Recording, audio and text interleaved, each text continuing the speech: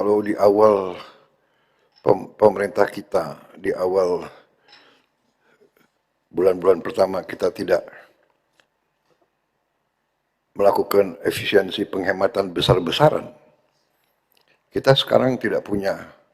Ya kita akan punya, tapi kita tidak sekuat sekarang. Ya saya dapat laporan dari Menteri Keuangan, sisa anggaran yang bisa kita hematkan cukup besar. Dan di sana sini masih juga ada pihak-pihak dari pemerintah kita sendiri yang kurang cepat bergerak. Ya, terlalu banyak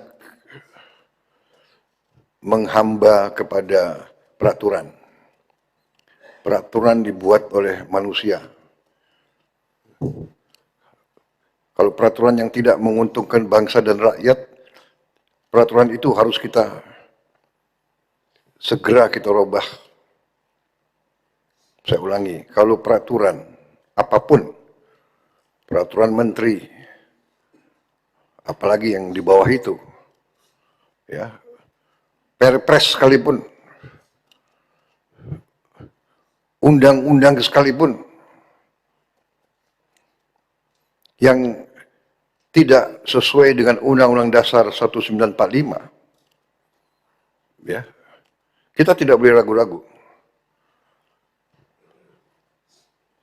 Undang-Undang Dasar 1945 jangan jadi mantra. Saya ingatkan,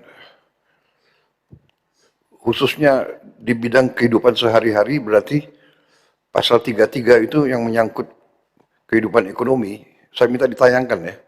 Ini sekali lagi, untuk kesekian ratus kali saya tekankan.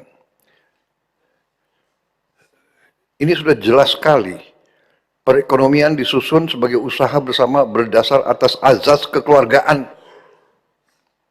Tidak boleh ada korporasi yang mengalahkan negara.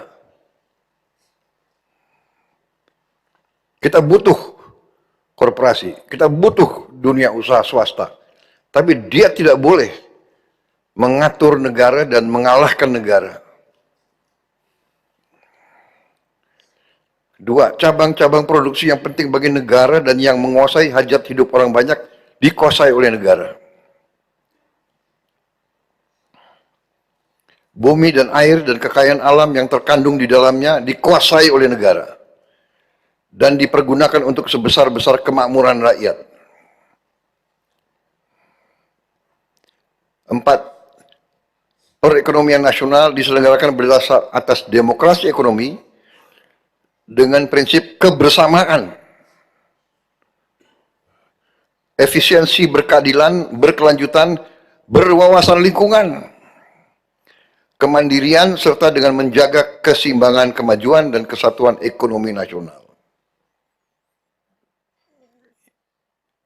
Yang kelima, ketentuan lebih lanjut mengenai pelaksanaan pas diatur dalam undang-undang. Jadi, sekali lagi, semua peraturan, semua produk-produk hukum yang tidak sesuai dengan pasal 33 ini, kita harus berani kita tinggalkan dan kita rubah. Haluan kita harus mengacu kepada Undang-Undang 1945 pasal 33. Saya sudah pelajari beberapa konstitusi negara-negara lain.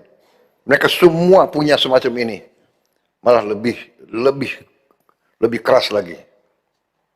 Dan mereka yang melaksanakan ini ekonominya benar-benar drastis meningkat. Jadi tadi memang saya tidak terlalu banyak mau bombastis ya. Tapi mungkin perlu diketahui ya, rakyat juga mungkin kita sudah ambil tindakan-tindakan tegas. Pemerintah sudah 4 juta hektar sudah kita kuasai kembali, kita cabut.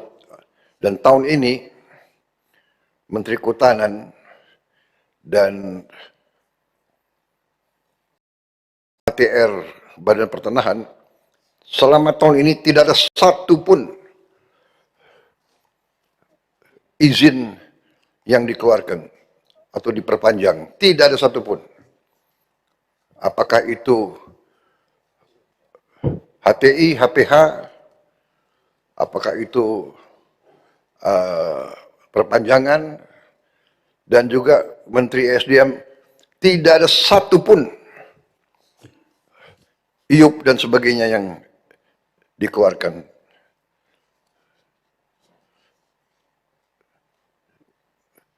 Karena kita akan review, kita akan kaji kembali yang tidak sesuai dengan pasal 33, yang tidak menguntungkan rakyat, kita tidak boleh ragu-ragu. Kita tidak akan teruskan. Ya, kita berpegang kepada itu, saya berpegang kepada ini, bumi dan air dan kekayaan alam yang terkandung dikuasai negara, dipergunakan oleh sebesar-besar kemampuan rakyat. Kalau mereka yang megang konsesi menyalahgunakan,